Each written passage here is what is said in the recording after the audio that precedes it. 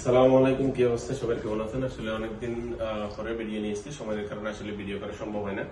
তো এখন থেকে চেষ্টা করবো কন্টিনিউ আসলে ভিডিও করার জন্য। আমি যতগুলো প্যানেল আছে সব প্যানেলে ভিডিও দেওয়ার জন্য চেষ্টা করবো। আমি সব প্যানেল টাচ করি। তো আজকে যে ভিডিওটা নিয়ে এসেছি আসলে কনভেনশনাল প্যানেল, এবং কনভেনশনাল ভিতরে অনেকগুলো প্যানেল আছে, অনেকগুলো ব্র্যান্ডের ম্যানুফ্যাকচারারের প্যানেল আছে। যারা ফায়ার সিস্টেমে কাজ করেন আপনারা হয়তো জানেন।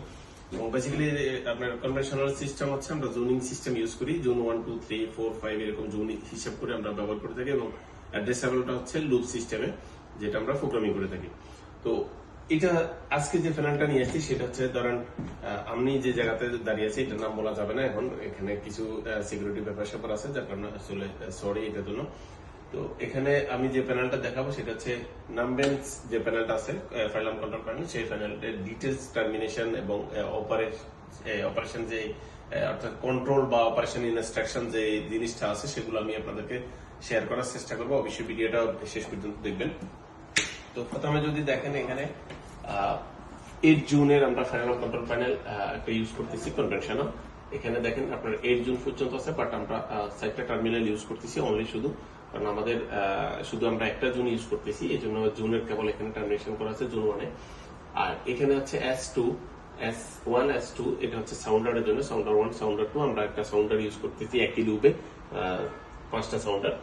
এরপরে অক্সিলারি আছে, এখানে আপনার কমন আছে, এনও আছে, এনসি আছে, ফায়ার আছে, আউটপুটের যে ফল্ট আছে, ফায়ার অ্যালার্মের যে আউটপুট আছে, অর্থাৎ আপনি এই প্যানেল থেকে মেইন যে ফায়ার অ্যালার্ম কন্ট্রোল প্যানেল আছে সেখানে আপনি সিগন্যাল দিতে পারবেন। ইনকেস যদি এখানে ফায়ার হয় অর্থাৎ আগুন লাগে, ওখানে সিগন্যালটা চলে যাবে। আর এখানে হচ্ছে অক্সিলারি ফরওয়ার্ড 24 ভোল্টে, সেখান থেকে নিয়ে আপনি রিলে দিয়ে যে কোনো কিছু আপনি কন্ট্রোল করতে পারবেন। এবার আসেন এখানে যে কন্ট্রোলস, যে প্যানেলটা কন্ট্রোল করার জন্য আপনাকে কি করতে হবে। যদি ইনকেস এখানে কোনো অ্যালার্ম আসে তাহলে আপনার সর্বপ্রথম যে কাজটা করতে হবে, অ্যাকনলেজে প্রেস করবেন, প্রেস করার পরে সাইলেন্স, আপনার সাউন্ডার্স প্রেস করবেন, প্রেস করার পরে রিসেট বাটনে প্রেস করার পরে আপনার প্যানেলটা নরমাল হয়ে যাবে। আর যদি বিপ সাউন্ড আসে, বাজার সাউন্ড আসে, এই প্যানেলের ইন্টারনাল বাজার সাউন্ড আসে, তাহলে সেক্ষেত্রে আপনাকে অবশ্যই এই বাটনটা, এখানে বাজার সাইলেন্স লেখা আছে, সেখানে আপনি প্রেস করবেন, প্রেস করলে আপনার এটা বিপ সাউন্ডটা অফ হয়ে যাবে। এরপর ডিলে অ্যাক্টিভেট করতে পারবেন, ইন্ডিকেটর টেস্ট, এগুলো আপনি এখান থেকে ফেস করে করতে পারবেন। এবার অপারেশন ইনস্ট্রাকশন যেটা আছে সেটা আপনি এখান থেকে পড়তে পারবেন, অর্থাৎ কিভাবে আপনি, আমি যে কন্ট্রোলের যে সিস্টেমগুলো বলছি সেটা এখানে দেওয়া আছে, আপনি সেখান থেকে পড়ে নিতে পারবেন। আর এই পাশে যে দেখেন ডেভেলপমেন্ট, অর্থাৎ আপনি যদি কোথাও কাজ করতে গেছেন, আপনাকে বলবে যে আমার এখানে সাউন্ড আসতে পারবে না, আপনি যাই কিছু করেন, মেনটেনেন্স করেন বা আদার্স কোনো কাজ করেন, তখন আপনাকে সাউন্ডটা ডিজেবল করতে হলে, আপনি যদি জোন ডিজেবল করতে চান যে আমার কোনো ডিরেক্ট অ্যাক্টিভিটি হতে পারবে না, তাহলে আপনাকে এটা প্রেস করে জোন সিলেক্ট করে নেবে, এখানে দেওয়া আছে, সিলেক্ট করে আপনি এটা ডিজেবল করে দিবেন। সাউন্ডার এখান থেকে আপনি ডিজেবল করতে পারবেন। অ্যালার্ম রিলে আপনি আউটপুট যেটা আছে সেটাও আপনি ফল্ট এবং অ্যালার্ম ডিজেবল করতে পারবেন। তো কনফিগারেশনের জন্য আপনি এখানে দেখেন হোম আছে, নেক্সট আছে, এগুলোর জন্য অর্থাৎ আপনি এখানে এটা ইন্টারনাল একটা প্রোগ্রামিং আছে, সেই প্রোগ্রামিংও আপনি করতে পারবেন। এখানে কনফিগারেশনের সবকিছু ডিটেইলস দেওয়া আছে। আর এখানে দেখেন যদি ফল্ট আসে, ফল্টের মেনুগুলো দেওয়া আছে।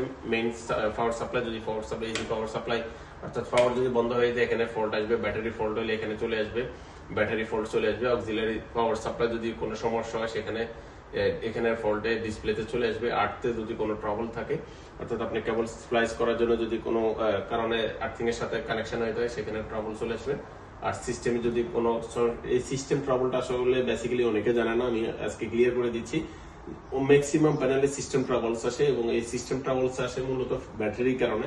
ব্যাটারি যদি সিস্টেম ট্রাবলস আসে, কখনো সব ব্যাটারিকে আপনি ডিসকানেক্ট করে ভালো করে ক্লিন করে আবার কানেকশন করে পাওয়ারটা অফ করে এরপরে আবার নতুন করে প্যানেলটা অন করে দিবেন, দেখবেন সিস্টেম ট্রাবল অটোমেটিক চলে যাবে। ম্যাক্সিমাম প্যানেলে এই সমস্যাটা আসে, অনেকে কনফিউজ হয়ে যায় যে সিস্টেম ট্রাবল আসলে আমি কি করব।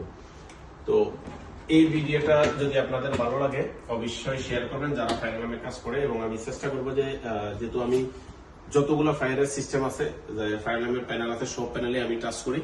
তো সব প্রতিটা প্যানেল আমি চেষ্টা করবো যে আপনাদের সাথে শেয়ার করতে, আসলে সময়ের কারণে আমি করতে পারি না।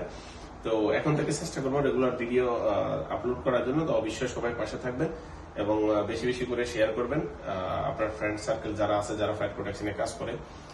তো সবাই ভালো থাকবেন, সুস্থ থাকবেন। আল্লাহ হাফেজ।